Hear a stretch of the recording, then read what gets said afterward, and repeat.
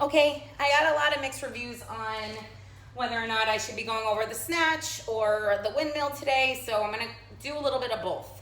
I may not get to all of the kinds of the windmills, but I think I could smash it in. But let's go over the snatch first because it's going to apply to a lot more of the workouts that I'll be posting.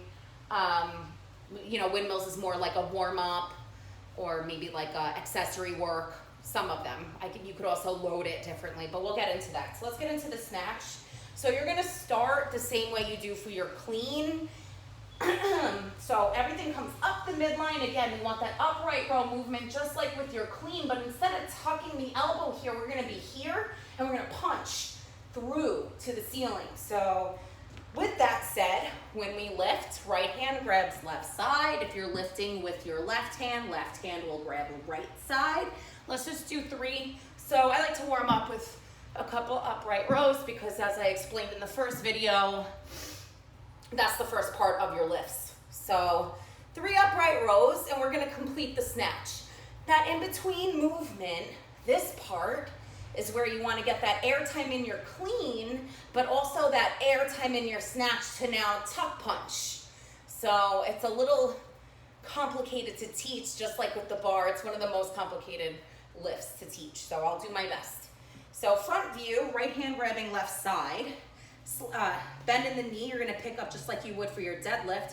You're gonna come through the body and punch through. You can do 2 things to return. You can reset, dump it as it comes up, or you can punch through to the ceiling and return it down to the floor.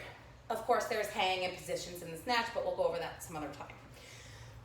Side view, you'll see I start with the bell. I'm gonna use my left hand for this, left hand grabbing right side. You can see the bell's behind my toes, right by the balls of my feet. I'm gonna come up, through, I'm gonna return it, dump it, come up through, and return. Okay, so that is the snatch in a nutshell. You need a lot of momentum from the hips to get that lift. You don't want to feel like you have to knurl the bell up. Okay, so there's a couple of things we could do with the snatch. We can squat with it, we can lunge with it, which are in the workout I'm going to be posting to my personal Instagram account today. So Dana the Trainer.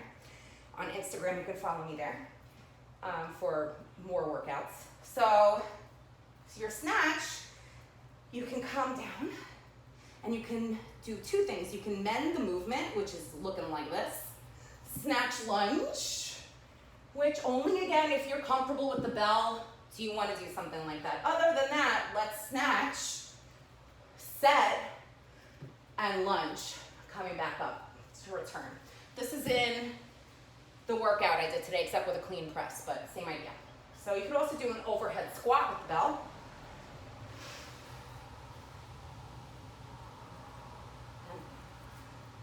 Snatch, overhead squat. There's some fun stuff you could do with the bell too. You could do some pendulum swings. This is like a 17 handle. So it's a lot of footwork. So you can swing the bell across the body, cross body, and just make sure you don't hit your knees. That's something you want to work on first. And then when you feel comfortable, you can come up, rotate, snatch, bring it back down, and do some fun little dances and stuff like that.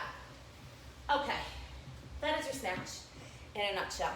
And again, just like with the clean in my prior video, you want to be able to do that nice and close up against the wall. So I'll take a second out, I'll change positions and I'll go over that one more time, just in case you guys forget.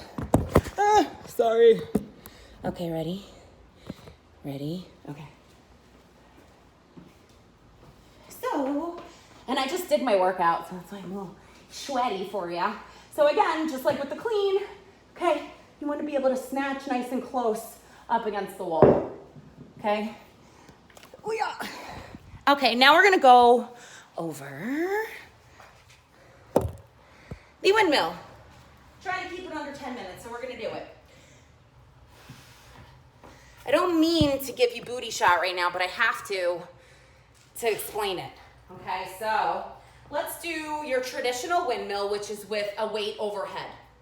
Okay, so you're gonna have your kettlebell overhead. Okay, if your bell is in your right hand, you're gonna step out to the side with that left foot and hey, and that right hip, so hey. Okay, that body weight stays in your right leg. Don't get it mistaken, don't start to lean into your left because you're descending that way. Okay, so we are gonna descend that way. You're gonna keep your eyes on your bell, open palm, I'll show you front view in a second, and I'm leaning into my right hip, reaching left, and back up. Show you one more time, leaning into my right, reaching left, okay? So front view, I'll do it with the same, I'll do it with my left. So with your left arm, you're gonna head into that left side. So I'm leaning into that left side. I'm looking at my bell, palm is open. I'll show you why. And you're gonna descend, leaning into that left hip, reaching with your right. Flexibility matters here. In your shoulders, in your hips. You may not be able to reach that depth in your windmill, okay? If you cannot, I suggest not using a weight to start and using a sneaker. You put your sneaker on your fist, don't cheat by holding it with your thumb. I've seen it, don't do it. Just cheating yourself, not me.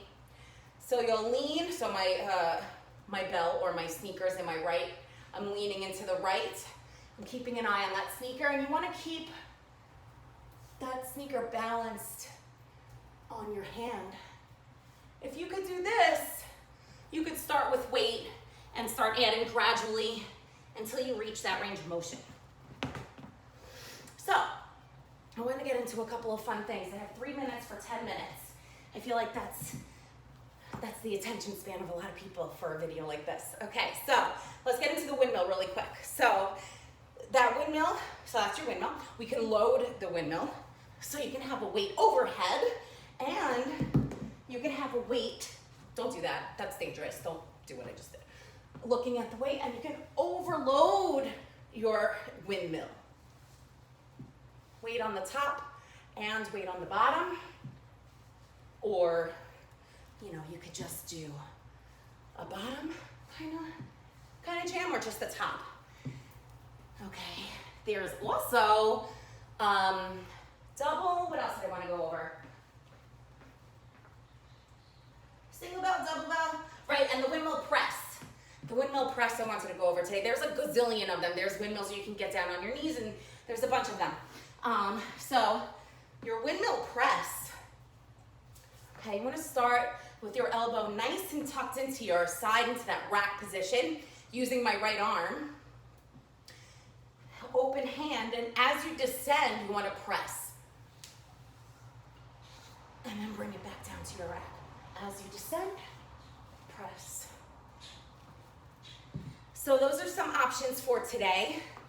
And I have a minute just to show you one thing. A kneeling swing. If you're not sure you're swinging correctly, take a kneeling swing, and this will ensure that you're using your hips. So with the leg that's out, okay, here you're gonna grab your bell and you're gonna swing through your hips. If you're somebody that squats in your swing, you'll find yourself hitting the bell on the floor because your body's gonna wanna do that. It's used to doing that in your swing traditionally. So change your movement, get on a knee, same leg, same arm, use those hips for momentum, power from the feet, triple extension, enjoy, bye.